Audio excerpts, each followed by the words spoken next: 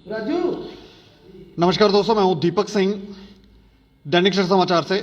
Sort road toll plaza जो है वो एक बार फिर से चर्चाओं में है, सुर्खियों में है, और उसकी वजह यह है कि उसको हटाकर ठंडी खुई में स्थापित किया जा रहा है। और ठंडी खुई के जो लोग हैं वो परेशान हैं, और उनको ये कहा गया है कि यहाँ पे शायद से मार्केट्स भी जो है वो यहाँ से शिफ्ट कर दी जाएंगी। बाकी जितनी भी जो भी चीज़ें उस टोल प्लाजा को बनाने में अड़चन डालेंगी वो सारी की सारी शिफ्ट कर दी जाएंगी। लेकिन हमारे जो एमपी हैं जुगल किशोर शर्मा जी, उन्होंने एक बयान दिया था कि यहाँ पर जो ठंडी खुई के लोग हैं उन्हें परेशान होने की आवश्यकता नहीं है, उनको ज़रूरत नहीं है, क्योंकि यहाँ पर मार्केट वगैरह जो हैं वो हटाई नहीं जाएंगी। लेकिन अब ये होता हुआ देख रहे हैं लोग, और वहाँ पर प्रदर्शन भी शुरू हुआ है। लेकिन अब आम आदमी पार्टी जो है उन लोगों के समर्थन में जो है वो सामने आई है, और हमसे चर्चा करने के लिए आम आदमी पार्टी के स्पोक पर्सन है जगदीप सिंह। सर, आपका बहुत बहुत स्वागत है। जी नमस्कार, बहुत बहुत शुक्रिया। अच्छा, मैं जानना चाह रहा हूँ कि ये सारा जो वहाँ पर इशू ठंडी खुई में अब शुरू हुआ है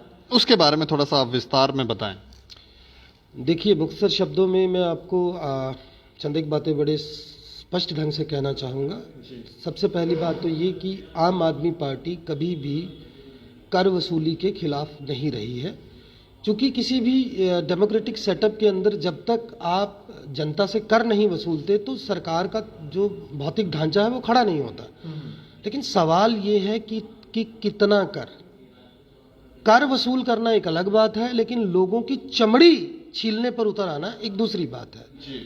तो देखिए, अब सवाल जब हम टोल प्लाजा की आप बात कर रहे हैं तो आप देखिए, जम्मू कश्मीर को पहले आपको समझना होगा, यहाँ की भौगोलिक परिस्थितियों को, यहाँ की जो आर्थिक स्थितियाँ हैं आमजन की, उनको आपको समझना पड़ेगा। और देखिए, कश्मीर में वैसे ही आतंकवाद के उस स्याह और सुर्ख दौर को जिसने करीब करीब आज 3.5 दशक, पौने 4 दशक से झेला है, वहाँ पर पर्यटन जो है जिसके ऊपर इस पूरे प्रदेश का आर्थिक ताना बाना मैसर करता था, वो एक तरह से समाप्त हो गया। जम्मू के अंदर हम बात करें तो विकास के नाम पर सिर्फ बातें हुई। साबरमती की तर्ज पर तवी नदी को चाहे बढ़िया करने की बात थी, आर्टिफिशियल लेक की बात थी, रघुनाथ बाजार के जीर्णोद्वार की बात थी जो 150 साल पुराना ऐतिहासिक बाजार है, या मुबारक मंडी में अभी थोड़ा बहुत काम चल रहा है। तो इसी तरह बाहर जाइए, अखनूर में महात्मा बुद्ध के उन स्तूपों की बात कीजिए, जिया पोता घाट की बात कीजिए, आप मानतलाई में बात कीजिए जो आश्रम था नरेंद्र ब्रह्मचारी का। तो कहने का तात्पर्य ये है कि पर्यटन के लिहाज से विकास तो हुआ नहीं जिसका दावा किया गया था, लेकिन टोल प्लाजा की शक्ल में लोगों को इतना हलकान कर दिया गया है जिसका मुझे समझ नहीं आता कि उसके ऊपर आज अगर लोग करें तो क्या करें। सरोर टोल प्लाजा की मैं आपको बात बताऊं, साल 2014 में वहाँ के स्थानीय नेता हैं चंद्र प्रकाश गंगा। चंद्र प्रकाश गंगा वो पहले नेता थे जिन्होंने ना केवल सरोर टोल प्लाजा का विरोध किया बल्कि उसे बनने ही नहीं दिया। लेकिन जैसे ही उनकी सरकार बनती है उसके बाद गंगा जी या कोई जमुना जी कोई नहीं दिखा।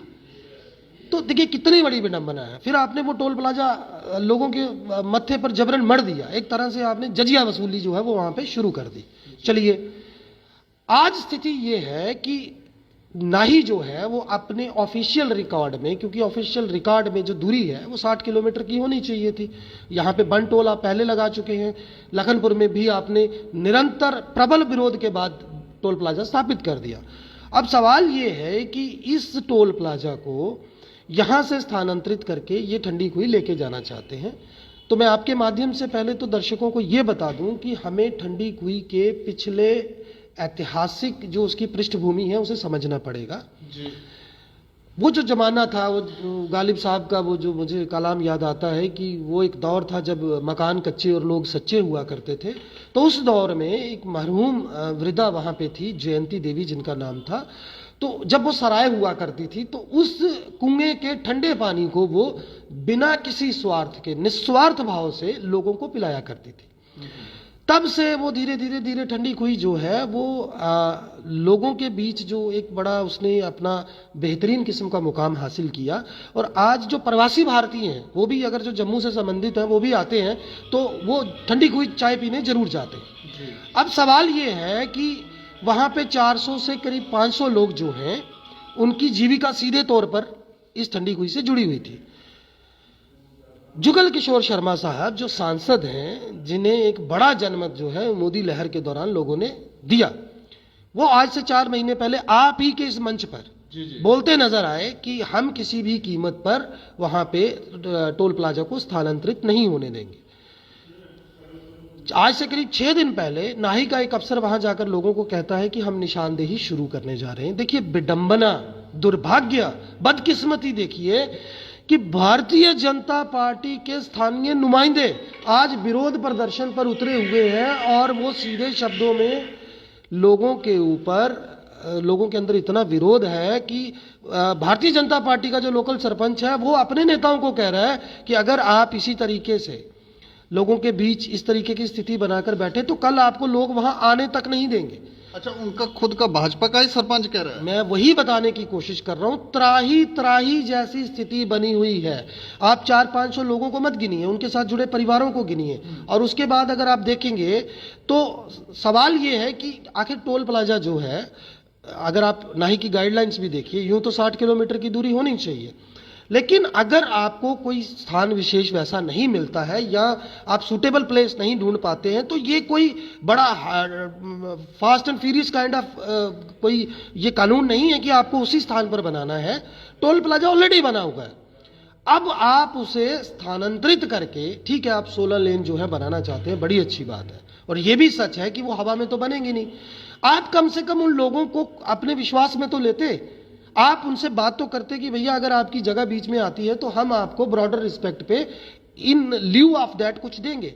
लेकिन किसी भारतीय जनता पार्टी के नुमाइंदे ने वहां जाने तक की जहमत गवारा नहीं की, ये पहली बात है। ठीक है। और दूसरी बात मैं आपको बता दूं, देखिए टोल प्लाजा जो है, आपको याद होगा मोदी सरकार ने आज से कुछ साल पहले, जब एक मिडिल क्लास आदमी जो गाड़ी लेना उसका एक ख्वाब होता है, उसके ऊपर टैक्सेस को आपने देखा बेतहाशा बढ़ा दिया था।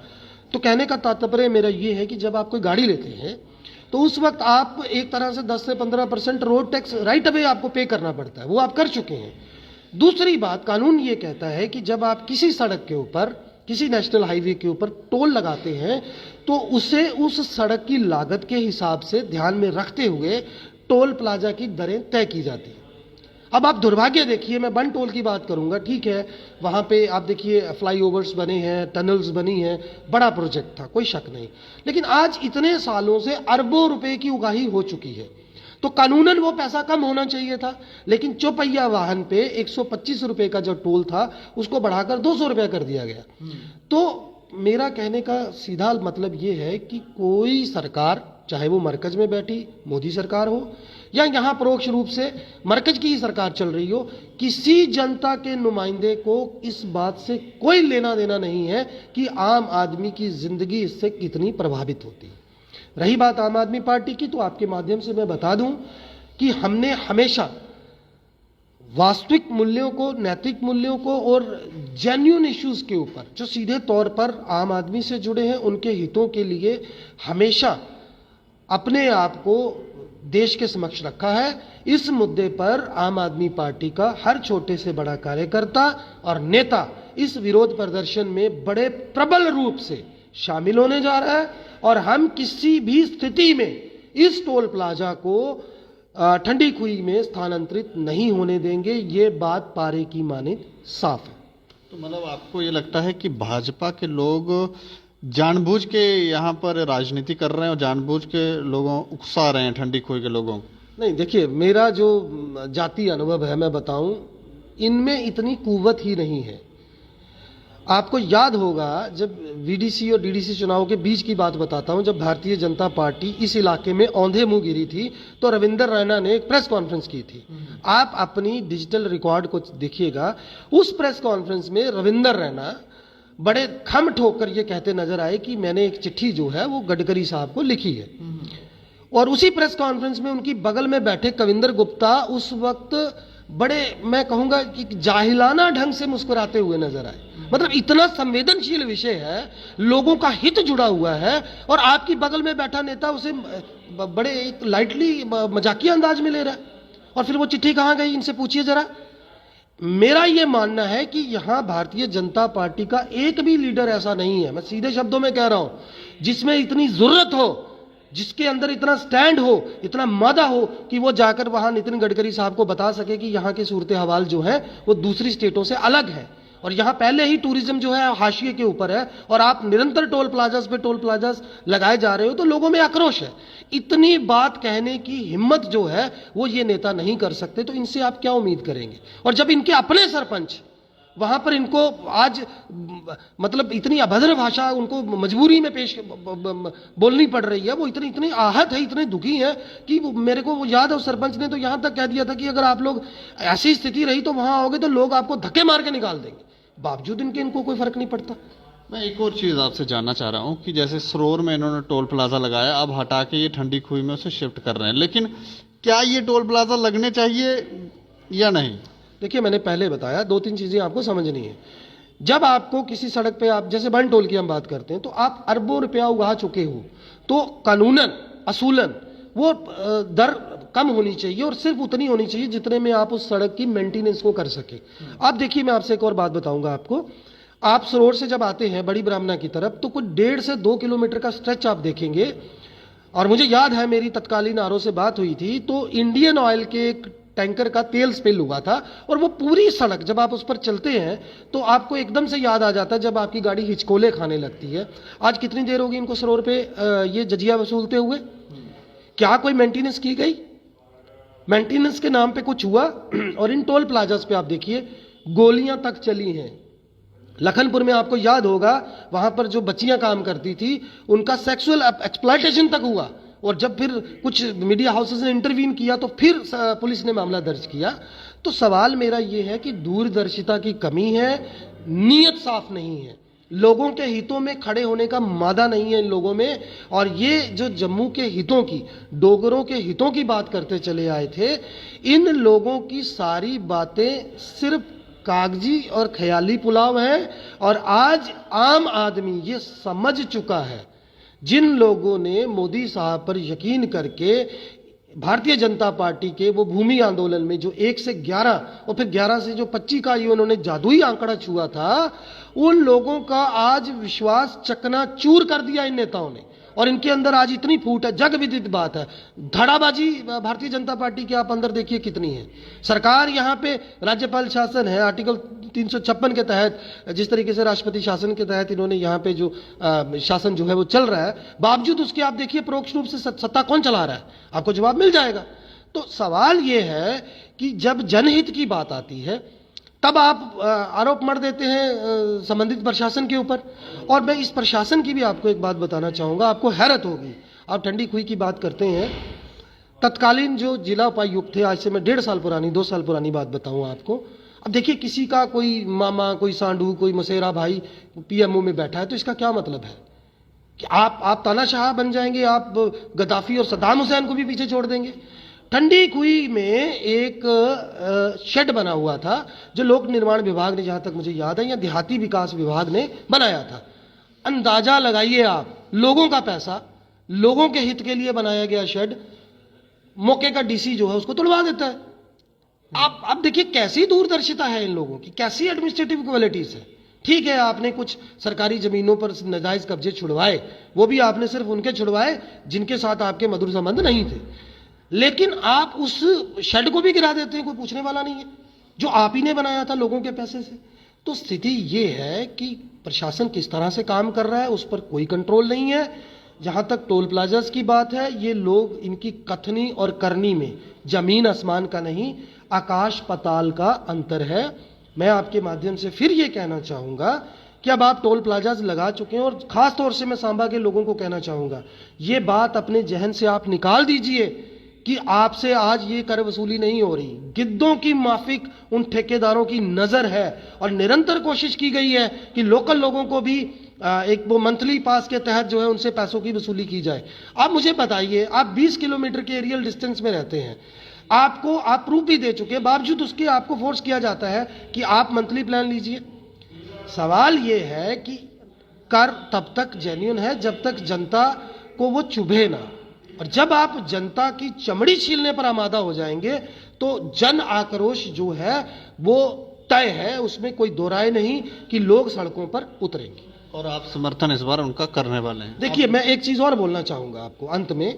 आपको ये समझना पड़ेगा, आज आप देखिए जम्मू कश्मीर पूरे प्रदेश की मैं बात करूं, जो यहाँ का स्वास्थ्य का ढांचा है वो कैसा है, सरकारी अस्पतालों में कैसा इलाज होता है। एकमात्र इकलौता हॉस्पिटल है श्री माता वैष्णो देवी नारायणा अस्पताल, जिस तक आम आदमी की पहुंच है, क्योंकि मोस्टली लोगों के पास इंश्योरेंस होता है, कोई ईएसआई से है, कोई सीएचएस से है।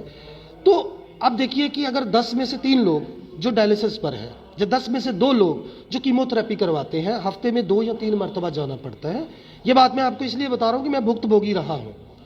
तो आप मसलन महीने में 10 या 12 मरतबा डायलिसिस के लिए जाते हैं, तो आपको 200 रुपीज हर ट्रिप में, यानी 3000 से 3200 रुपया महीने का सिर्फ जिंदा रहने के लिए देना है। और हैरत की बात यह है कि उस टोल प्लाजा से उस हॉस्पिटल की दूरी, एरियल डिस्टेंस 20 किलोमीटर से कम है। तो मेरा आपसे कहने का तात्पर्य इतना है कि किसी ने इस तरह के किसी संवेदनशील मसले पर उन मरीजों के, तीमारदारों की या उन मरीजों की भी कोई सुध नहीं ली जो सिर्फ जिंदा रहने के लिए उस अस्पताल तक जाना चाहते हैं। एक आदमी कठुआ से आता है डायलिसिस कराने, तो आप सोचिए उसको 2 मरतबा टोल देना पड़ेगा। किस लिए? क्योंकि वो जिंदा रहना चाहता है। तो ये हालात आपने बना, या फिर आप एम्बुलेंस लेकर आइए, और एम्बुलेंस अगर आप लेके आते हैं तो आपको वैसे ही 2 से 3 हजार रुपया उसको देना पड़ेगा।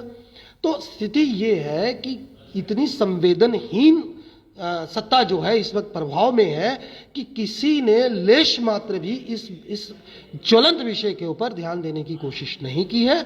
मैं आपके माध्यम से ये कह दूं कि आम आदमी पार्टी पहले दिन से जनहित के लिए खड़ी हुई है, और दिल्ली जो देश का दिल है इसकी एक मिसाल है, जीवंत मिसाल है।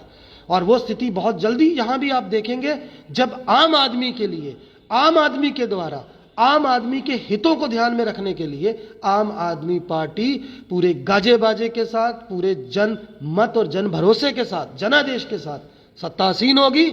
और ये तमाम तरह की दुश्वारियां जो आज जिससे एक आम आदमी जूझ रहा है वो आपको कहीं दिखाई नहीं देंगी, इतिहास का हिस्सा हो जाए। एक चीज बस क्लियर कर दो, क्योंकि वो क्लियर नहीं हो पा रही है कि आप क्या चाह रहे हैं कि सरोवर में या ठंडी खुई में टोल प्लाजा लगे कि नहीं लगे, या लगना ही नहीं चाहिए बीच में? देखिए, आप लगा चुके हैं, अब इस स्थिति में मेरे को बताइए कि क्या ऑप्शन है आपके पास। आपने लगा दिया, अब सिर्फ आप इतनी मेहरबानी कीजिए कि एक तो उसको स्थानांतरित मत कीजिए, और दूसरा पहले उस सड़क का मेंटेनेंस देखिए, और तीसरा जो टोल की दरें आपने तय की है उनको कम से कम इस हिसाब से, क्योंकि देखिए बन टोल बेली जो जम्मू से उधमपुर का स्ट्रेच है, उस सड़क की लागत इस सड़क की लागत से कहीं ज्यादा है। तो जब आपकी लागत कम है, जब नाही के जो गाइडलाइंस है वो कहती हैं कि लागत के हिसाब से टोल तय होना चाहिए, तो टोल की दरों को भी उसी हिसाब से तय किया जाए। और ये जो स्थानांतरित करने की बात है, इससे आप अपने जहन से निकाल दीजिए, क्योंकि ये ना तो जनहित में है और ना ही एक आम आदमी इस तरीके से अपनी जीविका, अपने परिवार का पूरा जीवन यापन जो है उसको खतरे में डालते हुए देखना चाहेगा। चलिए, शुक्रिया हमसे बातचीत करने के लिए। धन्यवाद। तो ठंडी खुई में टोल प्लाजा को शिफ्ट किया जा रहा है, उस पर अब राजनीति भी जो है वो शुरू हो गई है, और उन लोगों के समर्थन में, क्योंकि वहां पर लोगों में आक्रोश दिखा। जैसे ये कह रहे हैं कि वहां पर सरपंच जो हैं वो भाजपा के ही सरपंच हैं, वो अपने ही लीडरों को ये कह रहे हैं कि अगर आपने बात नहीं सुनी तो फिर आपको शायद ही कोई बचाएगा, वहां से लोग आपको खदेड़ ही ना दें। इस तरह की बातें अगर अपनी ही पार्टी के लोग जब बड़े बड़े लीडरों पर लगाने लगे तो स्थिति आप समझ सकते हैं कि कितनी गंभीर है। तो आम आदमी पार्टी ये कहती है कि हम उन लोगों का समर्थन करेंगे और वहां पर टोल प्लाजा जो है वो स्थापित नहीं होने देंगे। लेकिन आप राय जरूर रखें और देखते रहें दैनिक सवेरा समाचार। मुझे और मेरे सहयोगी को दें इजाजत। नमस्कार।